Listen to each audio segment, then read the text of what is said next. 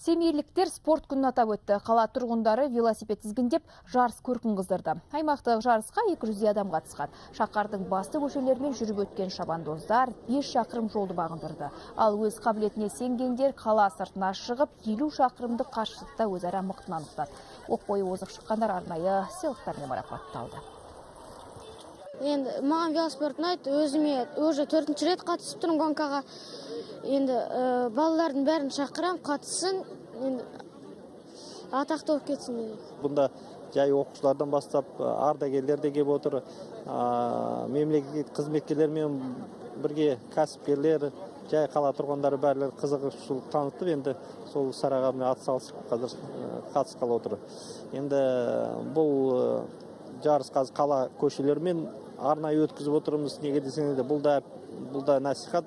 Ертең мысалы басқа да қала тұрғындары көріп, өздерін үнемі осы спортпен шұғылдануға бейімдейді деп сенеміз.